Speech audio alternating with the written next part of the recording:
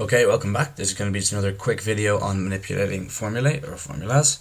Okay, we're just going to go straight ahead into an example. Okay, so the example is going to be 2 is equal to 2 pi multiplied by the square root of L over G.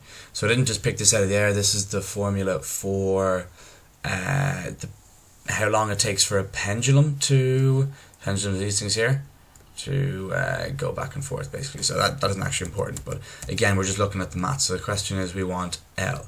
Okay, so you want L is equal to what in terms of the other variables? So we want to get L out of here, ideally on the left side, and everything else on the right side. Okay, so we're going to start by just getting rid of this ugly square root, because that's just going to get in the way of everything. Okay, so we're going to square both sides. So t squared is equal to, I'm going to put these in big brackets, 2 pi the square root of L over G. Sorry, that's pi, by the way, just in case anyone was wondering. All squared. Okay, so we're going to get then t squared is equal to, it's going to be 4 pi squared, because 2 pi all to be squared is going to be 4 pi squared, so 2 by 2 is 4, pi by pi squared is pi squared, sorry. And then in this thing here, if you just square anything with the square root, you're just going to get whatever was in the square root without the square root, so it's going to be L over G rather than the square root of L over G. Okay, next thing then is we're going to get rid of this fraction, so you always want to just get rid of fractions as soon as possible, because again, they just get in the way. So we're going to multiply both sides by G. Okay, so that means we're going to get t squared G is equal to 4 pi squared L over G, and you can go multiplied by G here if you want. So, and then I'm just going to get the eraser here out, and we're going to erase anything here. So the G's here is going to cancel with this G here, okay, because there's a G on top and a G on the bottom.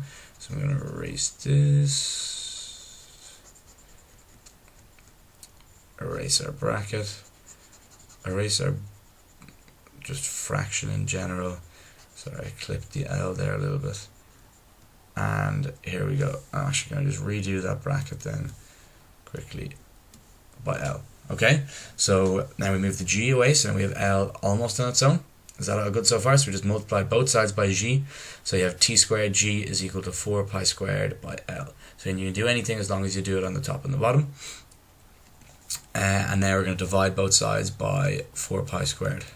4 pi squared divided by 4 pi squared. This is going to cancel with this, and we're going to be left with t squared G divided by 4 pi squared is equal to L.